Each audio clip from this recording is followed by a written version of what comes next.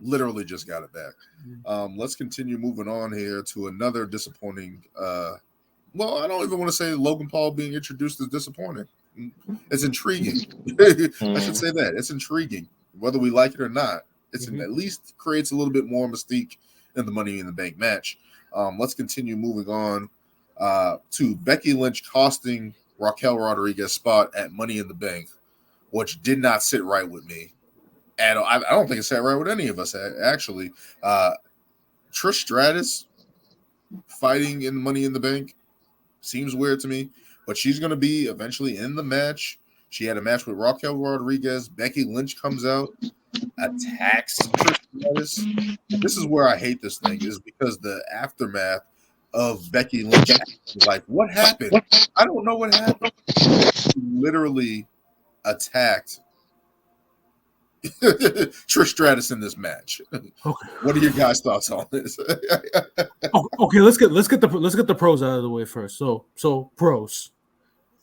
All right. So since Raquel is not going to be in Money in the Bank, this shows that, as we said, there's only two contenders right now to Rhea Ripley, and that's Becky Lynch and Raquel. So now you're gonna see Raquel Rodriguez against Rhea Ripley. Now whether they do. No, I mean we're building towards it. They had that interaction, backstage where Raquel told Rhea, like, you better hope I don't win because I'm coming for the title. So that feud is coming. Whether the first match is at Money in the Bank or not, we'll see. But that feud is definitely coming. So that's a pros. So now the cons of this whole situation. When I look at this women's Money in the Bank, it's literally two separate feuds and Zelina Vega. that is this women's Money in the Bank. You got the breakup of Damage Control, and then you got Becky and Trish with Zoe Stark backing up Trish, and then Zelina Vega is just there, which is leading me to believe that maybe Zelina is the one that pulls this out. Now. The Puerto Rican. I'm down for it. I'm down for it. I was leaning toward Io Shirai. It makes more sense. But yeah, but since Zelina is just like out, just like there, as like the outlier in the match that doesn't have any major feuds going, it almost makes sense that she would be the one to come out on top, because I think because Dakota Kai is hurt, I think they're gonna push out this Damage Control breakup for as long as they can, even though it's getting very close. So we'll definitely see. I don't necessarily think they have to push it out. I don't think they have to do it like that. I don't think so, because they're gonna end up brawling at some point. Like, yeah, they have to. They're fucking with each other now. Like, they're messing with each other now. Like, it's clear. Who was it again? Who challenged Bayley for her spot though? Shotzi. I just realized they're definitely gonna have a match at SummerSlam, because it makes too much sense. A full year since from when they debuted all the way till now. They're having a match at SummerSlam. Yeah, you guys are right. Yeah, the breakup is happening. Like, they got to do it probably. Money in the Bank is probably going to be the climax of the breakup. Or maybe Bayley loses her spot to Shotzi, and Bayley costs Io the match, and then you set your match up for SummerSlam. Because Io has been the one trying to break out and be that star and be like, yo, I should be challenging. Like, I should have that spot. And Bayley's kind of been like, you're not ready yet. Yeah. Kind of saying, yeah, you're right. Yeah, you're ready to do it. But that can be a way to kind of push that feud to SummerSlam. It can be a blow off. Like, we'll see what happens. But yeah, I just go ahead. They're on SmackDown, right? Yes, they are on SmackDown. But I don't like Raquel Rodriguez not being in this match, because it's like all these wrestlers are kind of tiny.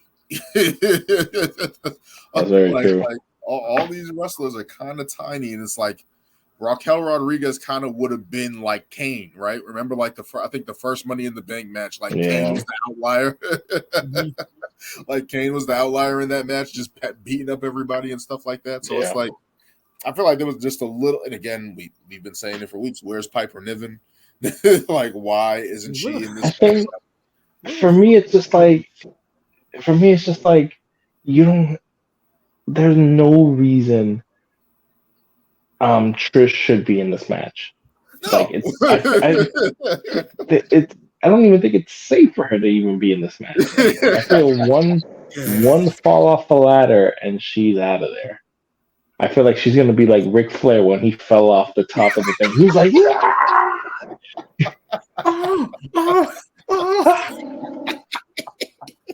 I'm like, yo, why are you doing this to yourself?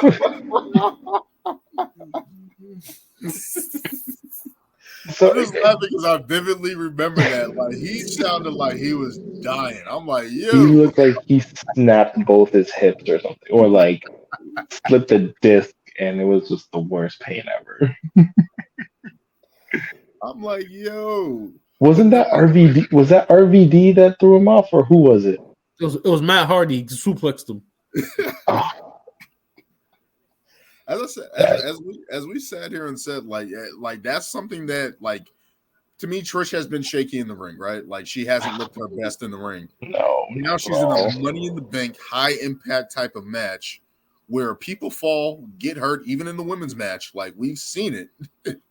Like they'll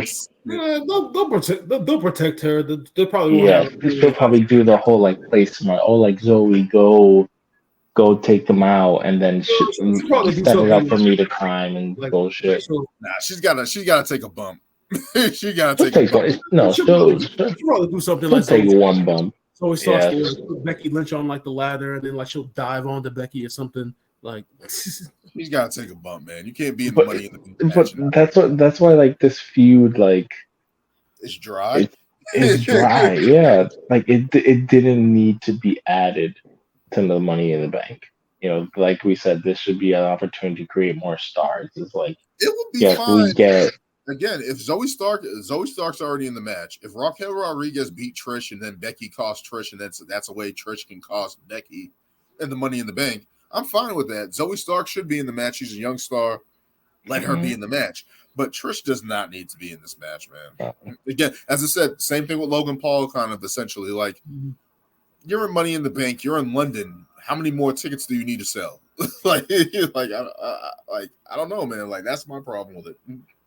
Like, Raquel Rodriguez should be on that card. And she's like the main person who's different from everybody else on the roster as a powerhouse right now. And you don't have that. So it's like Bianca's not in there. Charlotte's not in there. Like, you need something there. Is Asuka facing Charlotte at Money in the Bank? No, she's facing her on SmackDown. SmackDown before. Oh, okay. So there's literally they haven't even mentioned Rhea facing anybody, right? No. So it's like you're not like, if we're building this Raquel Rodriguez, even though she's in tag, might as well give her a chance. But it's just like I don't know, and I feel like it's starting to hurt Rhea's title ring because it's just like she literally has no competition, and the one competition you're not even giving her a chance to shine. You're taking her out of a big match and shit. It's like you can't just be like, Raquel, hey, you want a title shot? Like, okay. Like, it doesn't make sense. That's exactly what I said when these women's rosters were drafted, bro. SmackDown has all the hitters, and Raw just has Rhea, Becky, and Raquel, and then that's it, pretty much. Those three. Yeah. Is this a potential? Is this a potential, God forbid, heel turn for Raquel Rodriguez? I hope so. Yeah, she needs it. Like, is she going to go after Becky Lynch now instead of the title? It would be smart. I don't want her, even though I don't like her as a babyface. That's one. She's okay as a babyface. I don't want to kind of negate her from facing Rhea Ripley. You know what I mean? Like, that's the thing. Like, if she's going to turn heel on Becky Lynch or whatever the case may be, it's like, I don't know. I don't think it would. If she went after Becky, I mean, yeah, Becky is a babyface, but it's like, you know, she did cost her a chance to be in the match. So it's very justified. Doesn't mean she's gonna be a heel. It could just be like, yo, I'm getting my payback because you screwed me over, you know. So we can see which way that goes. But I'm just saying, is that a heel turn coming? I feel like it could be a potential heel turn for Raquel Rodriguez. She is better as a heel. But I feel like she's different than everybody else. no, I know. But even though she's come out as a baby face, I feel like from where she started to where she is now, I think she's getting over as a Yeah, baby yeah. face. People know, like, people like her. Like, yo, they're like, yo, she's it. Mhm. Like, we know, like, that match against Rhea Ripley's supposed to happen, but Yeah. it's like, hopefully they don't deter away from that, or potentially, is this a way that they can eventually go down the line and eventually turn Rhea Ripley at some point, whenever the Judgment Day breaks up? Is this a way that they turn her face at that point in time to face a heel Raquel Rodriguez, and actually fight other people? But it's just like, she needs, as you said, as we all been saying, she needs an opponent. Natalia isn't it. The Hall of Famer is not the competition that Rhea Ripley needs at this point in time. So it's just interesting. Where has Piper gone? Where can she be? Like where is Piper Niven? Maybe she's injured. Is she? Maybe. That's the only reason I could think of. Because let me see. She can't. I don't know. Because what's her other name? I think Aaliyah's injured. We haven't seen her in forever. Nobody cares. Is that like the NXT ACL injuries? Who's the other one? No one cares about Aaliyah. Don't ever mention that name on the Nobody. Hey, No. she You want to had talk potential. about Aaliyah? I'd rather have Natalia than Aaliyah any day. I'd rather Aaliyah. She has some hope. She has some character. I'd rather have Dana Brooke than Aaliyah. I'll go that Oh far. no! Yeah, I'll go that far. Yes, that. I will go that far. Hey, yes. At least Aaliyah's young. She ain't been in the business however many years, and no character change whatsoever. Aaliyah is not good. Aaliyah, even when they were pushing her with the 3-second win over Natalia, she was not good. She was never good. Better than Dana Brooke. Dana Brooke is a former 24/7 champion. Bruh. Now tell me, I'm with Brian on this. Aaliyah, where's that title right now? In the trash somewhere in like Cleveland. In our truth house. Nikki Cross just threw it away. Oh my god. Do we miss the 24/7 title? Is that no? Not at all. Is that what we're alluding to? We missed the 24/7? No. I would have loved it if it was just the hardcore championship again. Like, that would be nice. They should just do that. They should just do that. And not everything has to be a headshot, but it could be a hardcore title. when it was that, when literally having matches at like people's houses or Crash Holly, Crash Holly, out by the river and shit, like Al Snow in the hardcore Holly. Those are some of my favorite matches. Yep, Crash Holly, man, Houdini of hardcore, just running, man, just running. That was my guy, man. Al Snow was a crazy motherfucker back then. Yeah, always this dude's in pain. With the head and shit. Like, does everybody run? Like, he getting messed up. What's so funny? Nah, like that. Like that. That's crazy. But now, sorry, I was gonna say, who is the other girl? This girl has, like, I feel like keeps getting injured nonstop. The shiniest wizard, Tegan Knox. Yeah, I'm like, she can never catch a break. I don't even know if she's injured or what, but I haven't seen her. She got drafted. Yeah, Piper Niven should be in these matches. I'm just saying, Piper Niven, is Tegan Knox hurt? I don't think so. She was tag teaming with who was she tag teaming with? Was it Shotzi? Nah, I don't think it was Shotzi. Hold on. Or was it Raquel? Or Nikki Cross? Maybe. I don't even know. It was Liv Morgan at first. Might as well just send her back to NXT. Where's Zia Lee? Like, where's Zia Lee? Like, that's another one. Like, get these women on TV, please. As I said, like, get rid of Chelsea Green and Sonya Deville. As I said, Listen, WWE, it's right there on the table. Yakuza boss, Oscar. Like, No. We need to keep Chelsea Green because the longer Chelsea Green stays, the better chances that we'll get Zack Ryder back. which we don't want. We don't want that. We keep Chelsea on TV and keep her happy. Matt Cardona is on his way. I'm good. I'm all set there. You don't like the king of death matches? You don't like? He's not the king. I honestly haven't watched any of his stuff post WWE, but it's like his character. I like his character just being an asshole. But in terms of like the death match shit, like I'm not a fan of death matches because it's just crazy shit. But yeah, like and especially for him, it's like you're not that type of wrestler.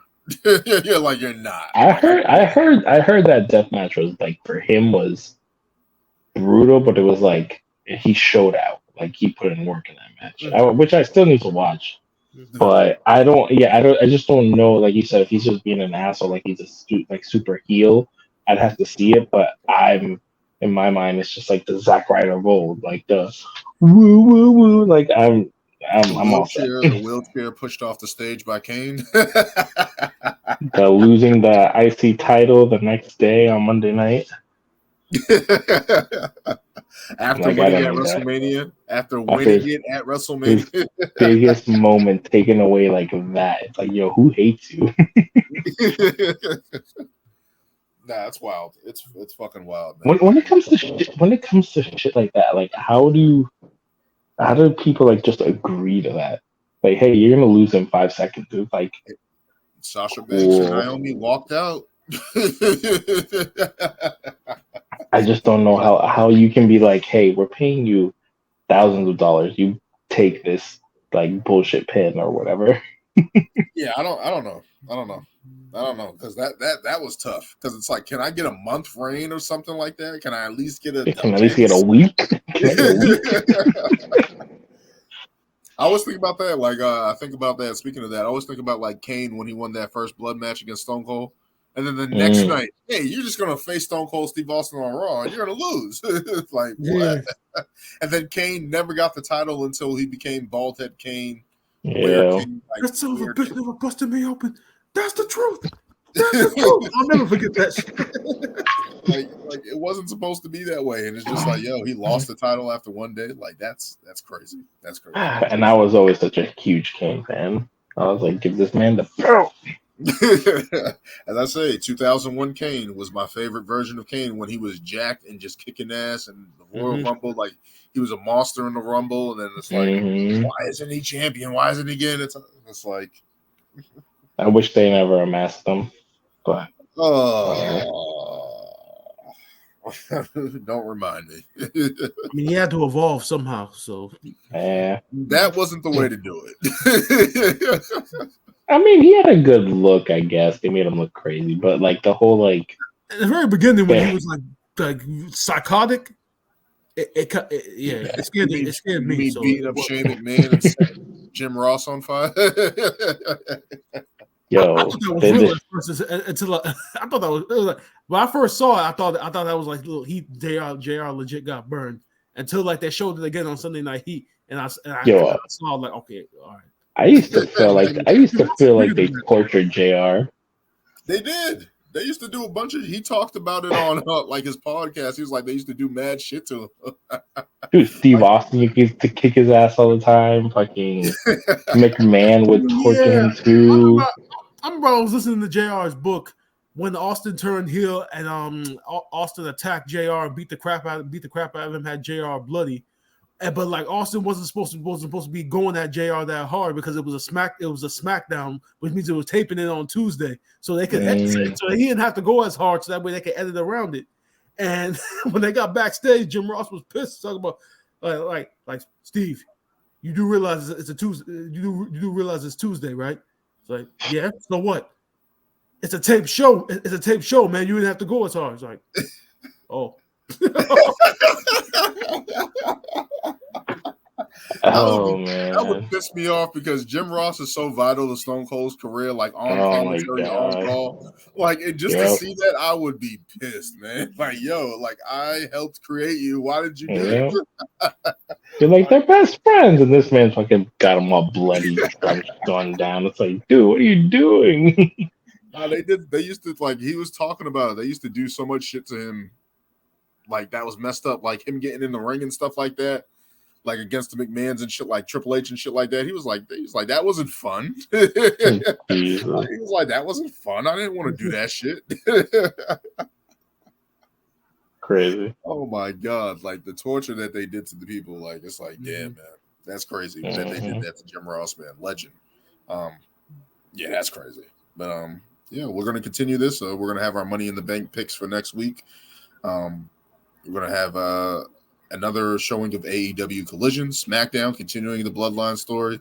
We're gonna see the final go home for Raw, and then we'll come back around with our Money in the Bank picks. Oh, one more thing. This Sunday is Forbidden Door, AEW and New Japan joint show too. Yep. Forbidden Door too. That should be good. If you watch New Japan and you're a fan of AEW and you're a fan of like in-ring wrestling, the in-ring indie wrestling style, this is definitely the pay-per-view for you. It's gonna be crazy especially with Kenny Omega against Will Ospreay, and that's gonna be a great match. Yeah, Bryan Danielson versus Okada. Yeah, that's I need to watch. Yeah, it's gonna. That's gonna be insane. I gotta watch some Okada. I gotta watch some Okada matches. Rainmaker. You not know what you're missing out. Like this man Okada gets like top 5 match of the year for every year for like the last 9 or 10 years. That's how. I didn't realize that. I didn't realize until he had that match with was it Kenny Omega or probably was Kenny Omega. Was the greatest match. I don't know. Well, that he was like tall as shit, and I was like, oh shit. Him versus Tanahashi. You can watch any of those matches. You can watch any of those matches. Any match he's had against Will Ospreay. Any one of the match he's had with Will Ospreay. Those are all 5 stars. Like those guys are crazy. And then who is it? It's who is it? The mystery partner with Sting and Darvin Abbey against La Sex Gods or La Suzuki Gods, yeah. La Suzuki Gods. Yeah. I don't know who the partner is going to be. I hope it's I don't know if you guys know him, Naito. Yeah, Naito. Yeah. I'm hoping he had a short reign as New Japan Wrestling heavyweight champion. I'm like, why? I thought he was like building his way to be that champion and stuff like that. Kota Ibushi as well. Yeah, he had a short reign, but he left. But he Kota Ibushi. His contract is up, right? Yeah, I think it already ended. Yeah, he left. Yeah. No, but rumor has it that it's Goldberg. I'll be so mad. I shut that shit off. I'm just saying, if you're watching Forbidden Door and you hear doom, it's Goldberg. I'd be like, oh no, he fell in the back ramp. He can't continue. He'll pull a Shane McMahon. I'm just dying laughing because it's like because when I heard that, I'm like, if it's the Bill Goldberg that AEW is pulling out for Forbidden Door, like they're just bringing back everybody who was in WCW: Goldberg, Sting, Chris Jericho. It's like I told you, it's WCW. We get it. We get it. You guys like WCW. It's the Turner Network. I'm just saying. We must honor these heroes. If it's Bill Goldberg and not Naito or anybody with any type of pizzazz from New Japan Wrestling, major loss. Oh my! It'll be Ric Flair. Oh God! One more. That would be sick. No, Ric Flair, like that would be sad. Nah, but Forbidden Door should be awesome. There's a bunch of matches there. Somebody else is fighting somebody else. I forgot who Adam Cole's facing. Lawler. I forget the name of the guy he's facing, but yeah, I don't remember. That's another match that's added there. But yeah, MJF is facing Tanahashi. Yeah. Apparently not. Oh no, well not. Adam Cole baited him into accepting it. They baited him. Oh, okay. That's gonna be entertaining because it's like the old guard versus the new guard. Seeing MJF versus a guy that caliber like that, like that's gonna be crazy. Yeah. Jungle Boy is facing Sonata for the IG World Heavyweight title. I've actually never seen Sonata before, so I'm looking forward to seeing that. Should be intriguing. That's it. Should be intriguing. What else? What other? Yeah, they got a lot of. They got the tag match. They got the 10-man tag with the BCC against the Elite, Eddie Kingston and other, including Eddie Kingston and the guy that they got. Was it Ishii? Ishii. Yeah, Ishii. Keshta is already on with the BCC, so you already know. Is FTR on the card? Spot after spot after spot. Yeah. Is who on the card? FTR. I'm looking right now. I don't think so. They're not. They're not. They should be. They're the fucking AEW tag champs. They're probably gonna get added to. They're probably gonna be on the fucking pre-show. Watch. Probably. They're doing a big angle with like who's the best like brother tag team in. But they are going to be. But they are going to be in the in a what is it the 8-man tag on a Collision with Punk. Tony Storm versus Willow Nightingale. Adam Cole versus Tom Lawler. That's who it is. Tom Lawler. Okay. I just want to know who that random opponent's going to be. If it's Goldberg, buckle up, ladies and gentlemen. Buckle up, ladies. Buckle up, ladies and gentlemen. He's going to kill someone. If they were to do that, that's the first time they actually made like a business decision. In ring wise, he sucks, but business wise, Goldberg still has value as a. No, he does not. Oh no! Like keep him away. People know he'll suck, but because he's still Goldberg, and it's the Turner Networks where he became Goldberg. There'll still be some interest. The best thing about Goldberg is the entrance when he's not falling over. The best thing about it is the entrance when he's not falling over. Other than that, outside of that song, the impact when he bangs his head on the door, after that, it's over. It's over. And I loved Goldberg in WCW at that time, even when he came to WWF for a little bit. But it's over. It's over. But we'll see what happens with Forbidden Door, SmackDown, Money in the Bank, Raw. We'll get into all of that next week here on Ring Takes. As always, thank you guys for joining me. Until next time. Yes, sir.